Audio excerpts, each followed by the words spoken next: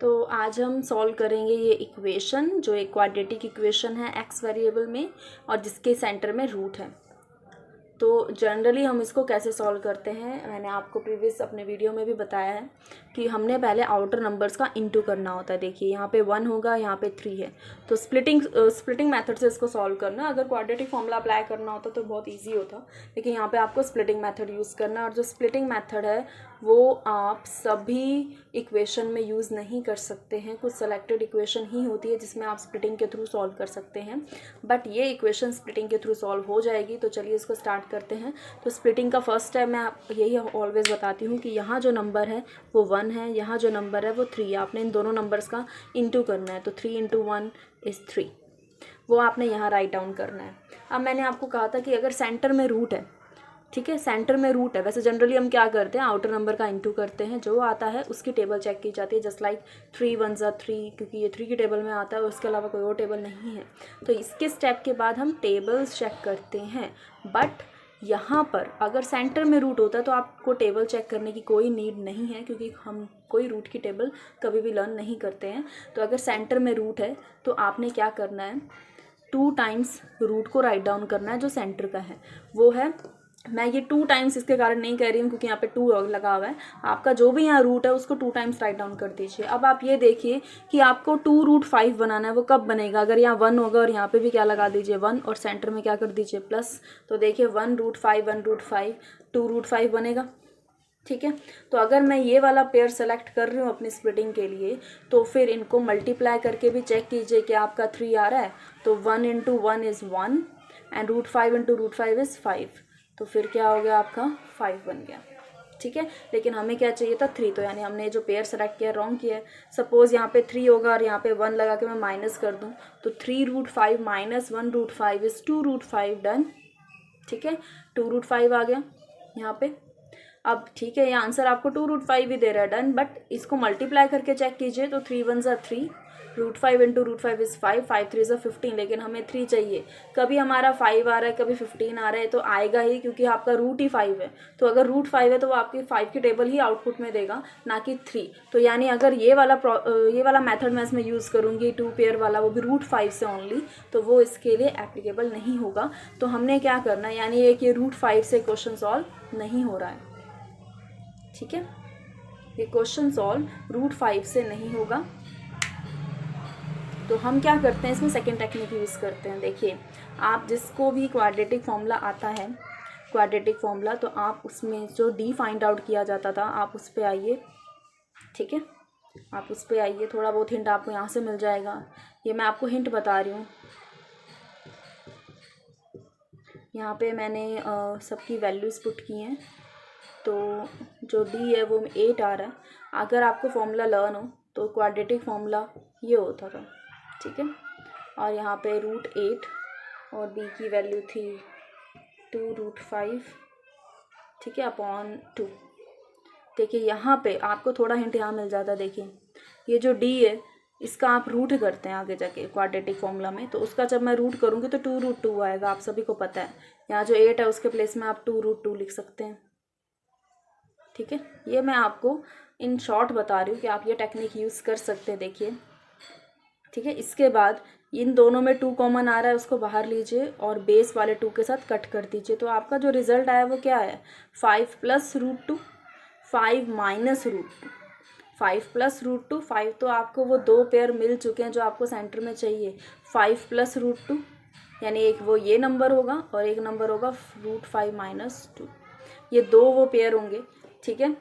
नहीं तो थोड़ा बहुत हिंट आपको यहाँ से भी मिल जाता है कि अगर डी 8 आ रहा है तो 8 का जो रूट होता है वो 2√2 होता है, ठीक है।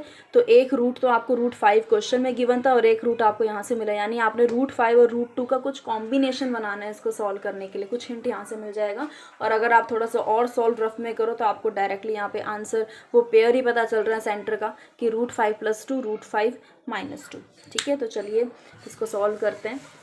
तो देखिए अभी मैंने आपको बताया कि आउटर नंबर का इंटू करने पे मेरे पास आ रहा है 3, आउटर नंबर का इंटू करने पे, ठीक है। और जो मैंने पेयर सेलेक्ट किया था वो क्या था, देखते हैं। वो मैंने लिया था √5 + √2 एक ये नंबर है पूरा इरेशनल नंबर है, और यही मैंने सेम इंटू ये दो नंबर अगर मैं लूँ, देखिए इन दोनों नंबर को पहले चेक करते क्या मल्टीप्लाई करने पे 3 आ रहा है, तो इनको मल्टीप्लाई करते हैं। देखिए बाय थर्ड आइडेंटिटी क्या होती है, 1 टाइम प्लस 1 टाइम माइनस, सो ए स्क्वायर माइनस बी स्क्वायर, तो इसका रूट कैंसिल 5, इसका रूट कैंसिल 2, क्या आंसर आ गया हमारे पास 3। तो सही है, इन ऐसे दो पेयर मुझे मिल चुके हैं जिनको मल्टीप्लाई करने पे तो 3 आ रहा है, वेरी गुड, लेकिन इनको प्लस और माइनस करने पर आपका सेंटर का नंबर भी आना चाहिए। तो प्लस करने पे चेक करते हैं, तो जब मैंने प्लस किया तो यहाँ पे ये पार्ट कट हो गया आपका, ये तो नहीं कट हुआ, तो यहाँ पे रह गया सिर्फ √5, तो आंसर क्या आएगा 2√5। तो ये नंबर जो हमने लिए थे फर्स्ट एंड सेकंड, ये एकदम परफेक्ट हैं। क्यों? क्योंकि इनको ऐड करने पे सेंटर की टर्म, मिड की टर्म आ रही है, और इनको मल्टीप्लाई करने पे वो नंबर आ रहा है जो आउटर नंबर्स को हमने मल्टीप्लाई करने पे लिया था। तो हमें दो पेयर्स मिल चुके हैं। तो हमने यहाँ पे राइट डाउन करना है x², फर्स्ट पेयर था मेरा √5 + 2 फर्स्ट नंबर, सेकेंड नंबर था मेरा √5 - 2, और इन दोनों को ऐड करने पर आ रहा था 2√5, बट 2√5 के बैक में x है, तो मैं भी क्या अप्लाई कर दूंगी x, और लास्ट में क्या है 3। अब क्योंकि मैं ऑलवेज ये बताती हूँ कि आप इसके बाद जस्ट ब्रैकेट ओपन किया कीजिए, इस माइनस सिंबल, ये जो माइनस के सिंबल से अपने आप एडजस्ट हो जाते हैं, आपको सिर्फ सेंटर का सिंबल देखना है। अब जब ब्रैकेट ओपन किया तो ब्रैकेट के आउटसाइड में माइनस था, तो ये माइनस अगले सिंबल जो सेंटर में सिंबल है उसको चेंज कर देगा, तो √5 - √2 x + 3। चलिए कॉमन लेते हैं, तो फर्स्ट 2 में कुछ कॉमन नहीं है सिवाय x के, तो x कॉमन आया, यहाँ पे रह गया एक x, यहाँ से x आउटसाइड आया, तो देखिए क्या बच गया √5। अब यहाँ पे कॉमन लेना आपके लिए थोड़ा सा पजल हो गया, आपको वैसे लग रहा होगा कि भाई इनका कोई रिलेशन नहीं है, वो 3 है, वो 2 है, वो 5 है, बट ये √5 - √2 है। अगर आप नॉर्मली देखें √5 - √2 मतलब 5 - 2 कहीं ना कहीं 3 को बिलोंग कर रहा है, तो इनमें कहीं ना कहीं कॉमन है, बट हमें थोड़ा सा डिफ़िकल्टी होगी कि हम डायरेक्टली कॉमन ले लें। तो भी मैंने आपको मेथड बताया हुआ है, आप जस्ट सेम चीज, सेम ये वाला ब्रैकेट यहाँ पे राइट डाउन कर दीजिए, सेम टू सेम, जब आपको डिफ़िकल्टी हो। तो अब कंपेयर कीजिए, आप देखिए आपकी ये जो टर्म थी ये अब सिर्फ x रह गई है, यानी पहले था √5 - √2x, जो सिर्फ x बचा, यानी क्या बाहर कॉमन आ गया होगा, ये पार्ट बाहर आ गया होगा, यानी क्या कॉमन आ गया होगा √5 - √2 यहाँ से बाहर आ गया होगा, तो सिर्फ क्या बच गया x। और यहाँ पे आपको आगे देखने की नीड नहीं है, फिर भी अगर आप चाहते हो अपना आंसर चेक करना कि क्या ये सही भी है, तो आप इनको वापस मल्टीप्लाई करके देख सकते हैं माइंड में।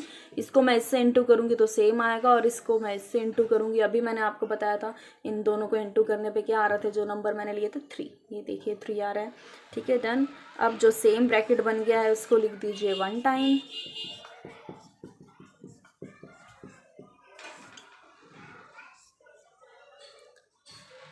और इसके फ्रंट में है x, और इसके फ्रंट में है √5 √2।